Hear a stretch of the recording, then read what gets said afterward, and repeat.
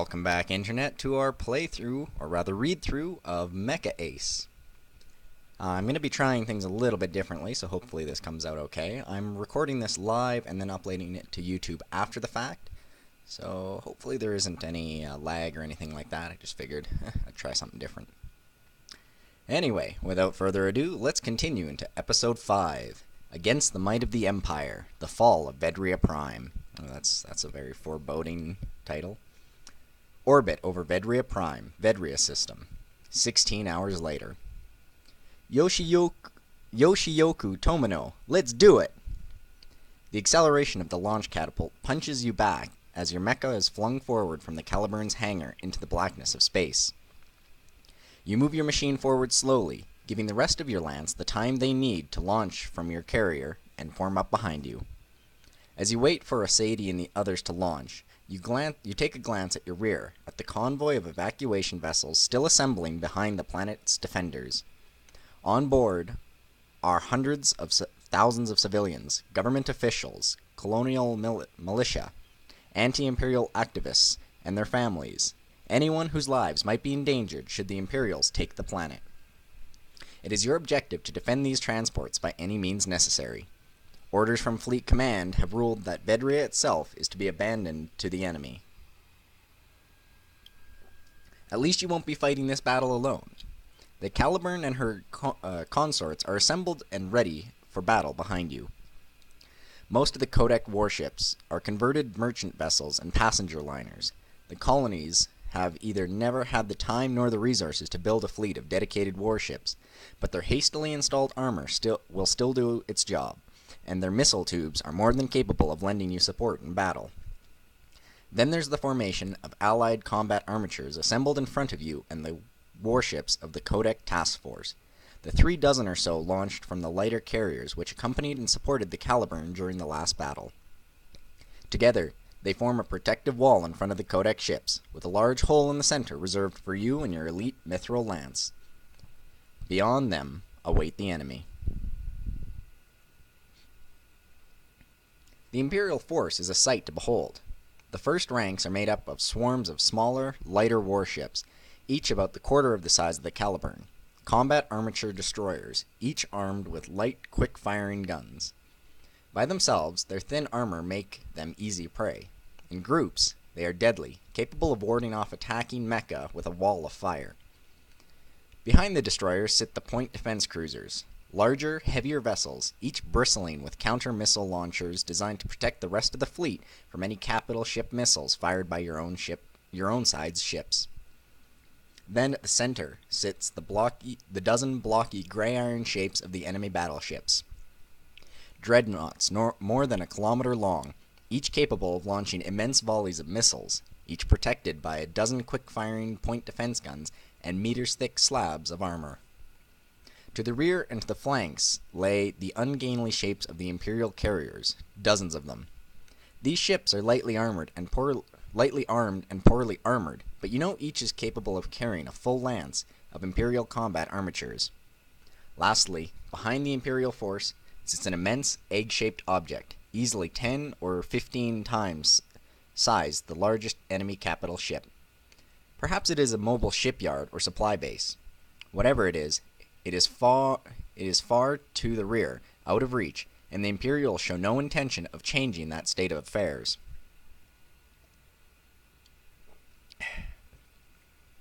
The whole setup is a classic Imperial battle formation, one that has been used and reused by the enemy commanders since the beginning of the war. It is a formation designed for brutal, bloody slugging matches, or when an Imperial fleet plans on grinding a determined opponent into nothing. Already, your mind is falling into the familiar thought patterns of a veteran commander.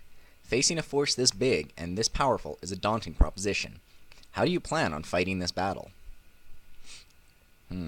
Aggressively, cautiously. Well, we're not running. We've got a fancy new mech, so we better try it out. Do we minimize losses, or do we go... You know what? Let's go ham. We're going to fight aggressively. We're going to deal as much damage as we can to the enemy. A new message appears on your comms window. It's from the Imperial flagship. You have no doubt that the same message is being transmitted to every ship and combat armature in the Codex Task Force. The speaker is a grim-looking, block-jawed man at the end of his middle age. His skin hangs in tired bags under his green eyes, his face covered with scars, and his gray hair is cut very close to his scalp. It is clear that this man has been a soldier for a very long time. This is Star Marshal Nicholas Steele, commander of the Imperial Grand Fleet, he begins, his voice a weary baritone, as if he had repeated this speech 100 times before. In the name of the Empress and the rightful government of the 16 worlds of the Humanity Ascendant, I order you to recant your treason against the throne. Those who surrender will be shown mercy. A moment later, your own side offers a response. This is Captain Artemisia Balin, commander of the Caliburn Battle Group. You see the Imperial commander's eyes widen in recognition. If you know who I am, then you know my answer. We will never surrender. The Imperial gives a resigned sigh. You never do, he mutters. Then the line goes dead.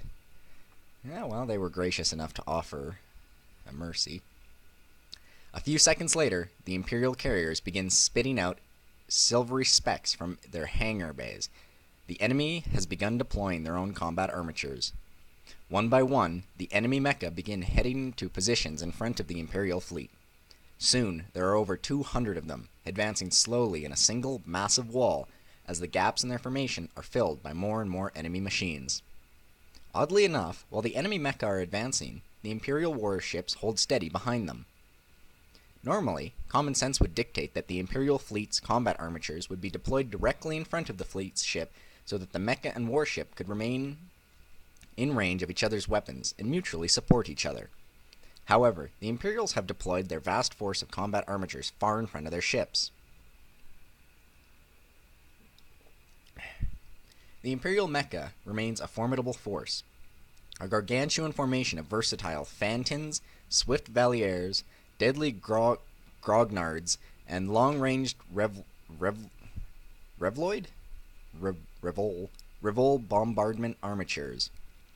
However, without support from their own ships, the Imperial pilots would have to attack the Codex forces on their own. The fact that the Imperial machines aren't being supported by their warships means that the latter will be hard-pressed to assist their combat armatures. Does Steele expect his pilots to fight this battle by himself?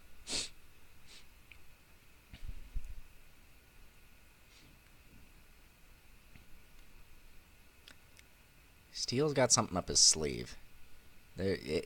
We just got through saying that they're lined up in a usual thing, and we're not sure what the egg is. Could be a Death Star or something, so we're going to be a little bit cautious here. You take a closer look at the enemy formation. You keep your eyes peeled for any sign of a feint or trap or second force ready to flank you from above. There's no way the enemy commander is going to send his combat armatures forward without support unless it is part of some bigger plan. Right? Even after a few moments, you come up with nothing. You see no signs of trickery, but the Imperial fleet's movements don't make any sense otherwise. It'd probably be best to keep your eyes peeled, to be ready for whatever the Imperial commander has planned. Another message on the channel reserved for your lance this time. Mithril 2 reporting, looks like we're all here. Asadie looks tired. Your wingman's eyes are bloodshot and her hair is disordered under her flight helmet. Asadie and the rest of your lance had returned to the Caliburn 4 hours after you had, without losses, but exhausted. With every pilot needed for the coming battle, they had gone through the same emergency detox process you had, with the sole difference being the fact that they got even less sleep than you. You take a look at your tactical display to make sure everyone in your unit is formed up and ready to go. Chief Weaver had installed the IFF data package as soon as you landed, providing the Lionheart's computer the capability to recognize and display friendly and hostile contacts.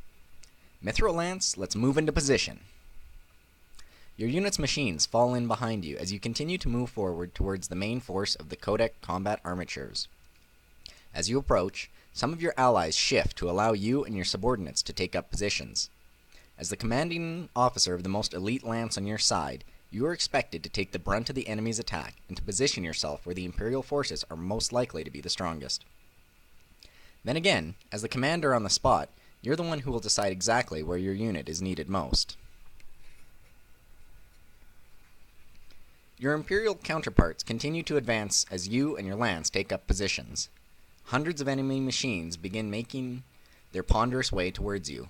Their warships remain stoic behind them, far behind them.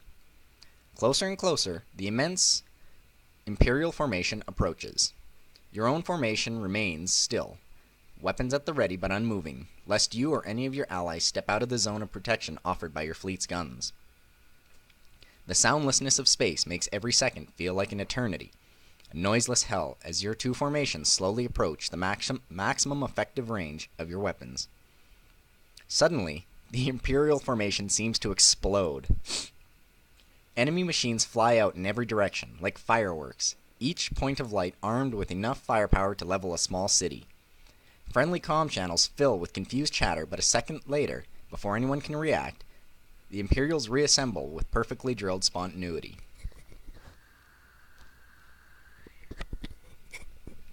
Out of the seemingly unordered mass of Imperial combat armatures come the two separate formations.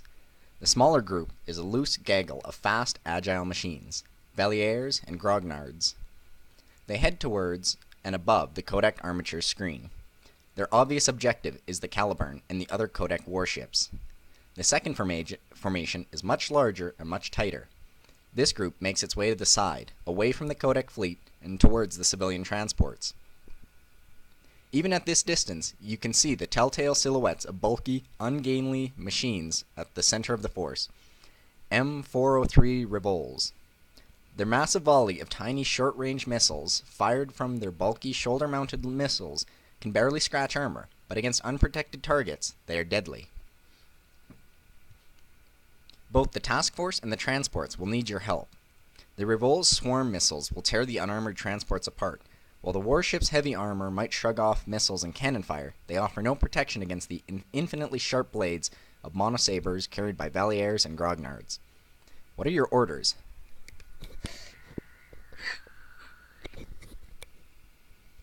Do we defend the Codex task force, the Avilian's transports?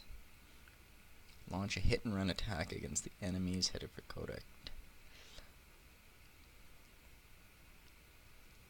You know what? Let's go and smash a handful of the guys going for the evacuation ship, then sprint back over. I assume that's what it means by hit and run.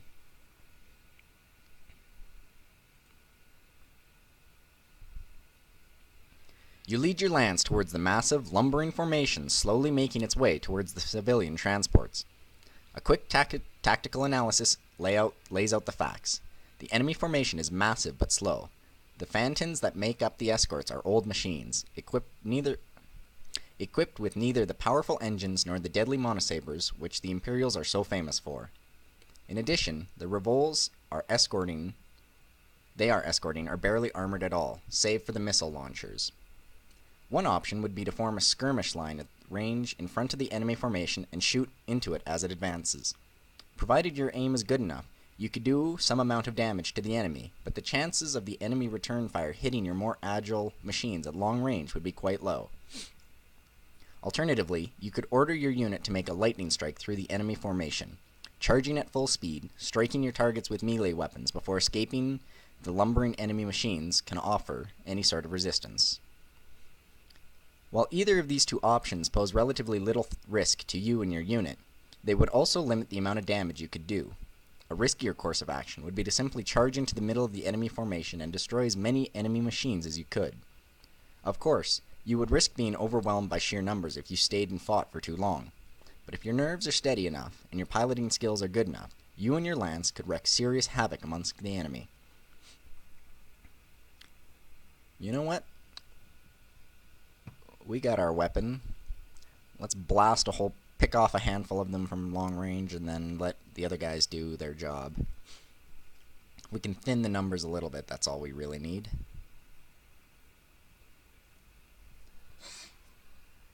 Alright, Mithril Lance, form a skirmish line on me and keep your distance from the enemy. Fire on my mark.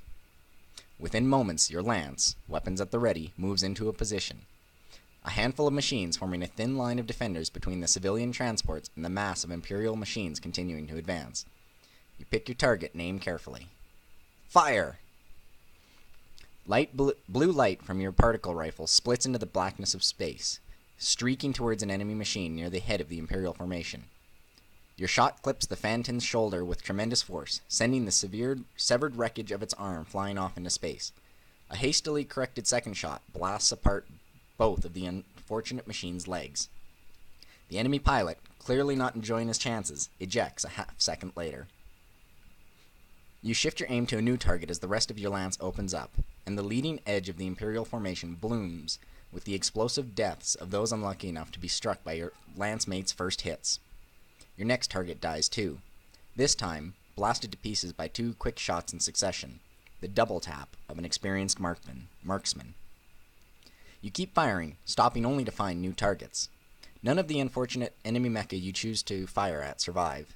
If the first attempt isn't a kill shot, the second almost certainly is. In the way, you manage to shoot down half a dozen enemy machine ship total before your magazine runs dry. Reluctantly, you give the order to withdraw. The enemy formation is intact, though you have bled its front ranks heavily, but you need to get somewhere safer, so you might rearm for what is to come. Yeah, we thinned it out pretty well. We alone took out 6 machines. You take a second to stalk and assess the progress of the battle. Both Imperial forces continue towards their respective targets. The smaller force of swift Valiers and heavily armed Grognecks will launch their attack on the warships of the Caliburn's battle group at any moment, while the much larger force of the Revolt bombardment mecha and their massive escort ships of Phantoms are almost in position to launch their attack on the civilian evacuation ships. The Imperial attack force headed for the Codec battle group is still at full strength, but the actions of you and your lance have done moderate damage to the Imperial force bound for the civilian transports. The options available to you seem clear. Position your lances to defend the warships and help preserve your home carrier and her escorts for future battles, or protect the civilian evacuees and save tens of thousands of lives. There's also a third option. The advance of the 2 groups of Imperial combat armatures has left a large gap between the 2 strike forces and left the Imperial fleet wide open. You could always eschew the defense altogether and strike directly at the ships of the Imperial fleet. Without combat armatures covering them, the ships of the fleets are more vulnerable to your lance than they have any right to be. You could inflict devastating losses on the enemy for this way, but if you abandon the civilians, the Caliburn, but only if you abandon the civilians, the Caliburn, and your fellow pilots to defend for themselves.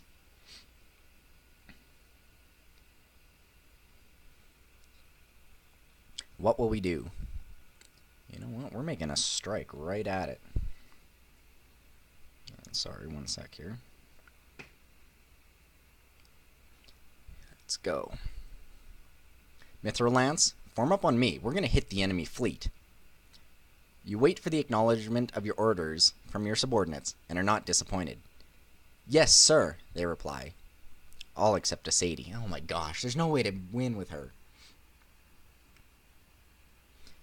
Are you sure this is a good idea? Your wingman asks. We'll be leaving both the battle group and the civilian ships open to attack.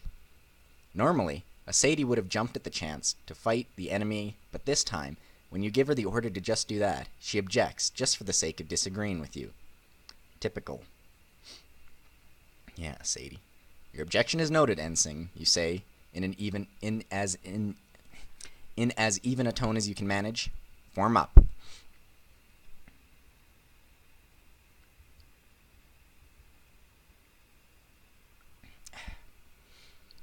With your unit and formation behind your machine, you begin your advance towards the waiting ships of the Imperial Grand Fleet. The Imperial fleet clearly wasn't expecting company. Caught out of position and unprepared, the Imperial warships waste precious seconds moving to engage you. The defensive fire from the enemy fleet is heavy but clumsy. War-mounted point defense weapons have nowhere near the agility of the equivalent weapons carried in the hands of the combat armature, but the sheer volume of fire headed for you and your mithril lance makes the approach treacherous enough. You lead your lance in a careful path forward, darting through gaps in the fire in an attempt to avoid getting hit. Thankfully, your piloting skills stand you in good stead. You lead your lance through the field of fire without suffering a single hit. The Imperials stop firing as you lead the charge into their forward formations. With your machines intermingled with the Imperial ships, the enemy gunners dare not fire upon you for fear of hitting their own. Under normal circumstances, Imperial combat armatures would take over the role of defending the warships, but the Imperial Star Marshal has committed every last one of his machines to attacking your own ships. Now you are free to press the attack. Well, I'm quite happy with this decision. Alright, Mithril Lance. Break and engage any targets you think you can take down. Good hunting. Now that you're inside the defense perimeter of the Imperial fleet, there is no further need to maintain your position, your formation. Without real opposition, pilots as skilled as you and your lance will get a lot more done if you fight individually. Your formation explodes into individual machines as each one of you finds a promising target to attack. Your target looms before you, the massive armored bulk of an Imperial dreadnought. Little defensive fire greets you as you get close. The dreadnought's heavy autocannon can barely keep up with your small, agile machine. The few guns which do respond are restricted in their fire by the vast block of the Imperial warship's imposing superstructure. Using your years of experience, you approach from the blind spots, avoiding enemy fire. Then you pull out your particle rifle and get to work. Though the dreadnought's armor is heavy enough to shrug off shots from the most powerful weapons, you know that the Imperial capital ship has weak points which aren't as heavily protected. Communication masts and sensor modules are the most obvious, but wrecking those won't be enough to destroy the tough Imperial ship. Instead, you aim at a more unexpected target. You position yourself right over the hatch, covering one of the enemy ship's broadside missile tubes. Your first shot pierces through the thin, armored hatch, revealing the currently empty launch tube behind it. Your second punches through the turret entirely. Your third penetrates the tube and the 3 armored bulkheads behind it, and hits the missile magazines beyond. You get away as quickly as you can. You know what's coming next. The Imperial Dreadnought's magazines ignite, one by one, and the Imperial vessel's antimatter-loaded missiles lose containment and self-annihilate. A series of bright flashes light up in the inside of the Imperial vessel, and bright pinpricks of light pierce the enemy ship's armored shells. Exploding concentrations of neutronium,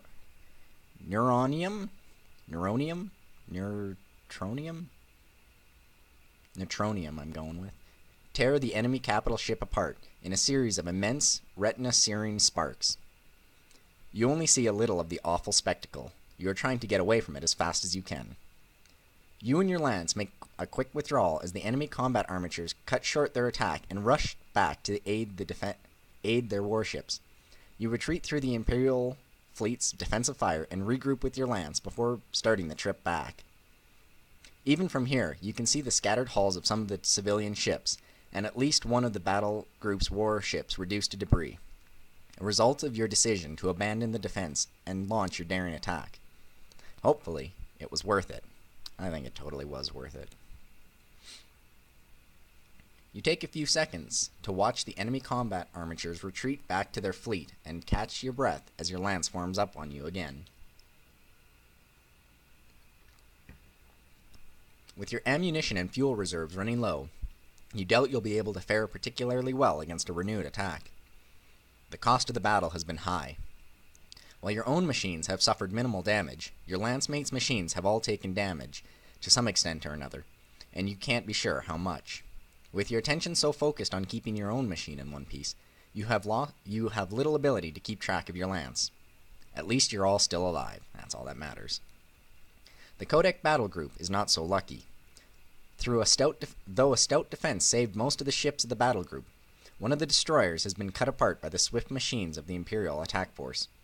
In addition, almost every remaining ship has suffered some kind of damage or other. The Caliburn herself is streaming atmosphere from 2 hull breaches in her bow, and her fire control mast has been reduced to a crumpled ruin. For the most part, the civilian ships are still intact. The Imperial attack only managed to destroy 2 or 3 of the evacuation transports, Though another floats dead in space, her engines disabled. Though tens of thousands died to the swarm missiles of the Imperial bombardment machines, hundreds of thousands more still live on the dozen or so transports still intact. The remaining ships are getting away from the battle as fast as their drives will carry them. I think we made the totally right call. The Imperial machines are now long gone, fallen back on their massed warships, no bigger than an array of speck on your main display. For a moment, it seems the enemy fleet is actually moving forward to meet their retreating combat armatures. Wait. You take a second look. Instead of retreating to the carriers, the tiny dark dots of the Imperial machines are taking up standard defensive positions around the enemy ships. The gaps in the enemy fleet's formation caused by your opportunistic attack are filled up with fresh vessels, as the gutted wrecks of your lance's victims are left to burn out behind the Imperial wall of battle. Your pilot's suit suddenly feels clammy as it fills with cold sweat. The Imperial Grand Fleet is advancing. Jeez. There is no way that the battered Kodak battle group could survive against the full force of the Imperial Grand Fleet. It barely survived an attack by a third of the Grand Fleet's combat armatures, and this time the Mecha will be supported by the heavy weaponry of the Imperial warships. Now with the civilian ships out of the picture, you see no reason why the Imperial fleet would divert its attention this time. It's almost a relief to you, knowing that your commanders couldn't possibly expect you to fight against an attack this big. Sure enough, the order you've been waiting for isn't long in coming. Mithril Lead, this is Caliburn. Return to the ship and prepare to withdraw. We're getting out of here while we still can. Acknowledging your orders, you turn your back to the enemy and order your weary lance to retreat, trying not to turn back and look at the receding blue planet behind you. There we go. Episode 6. So, we'll see you guys next time.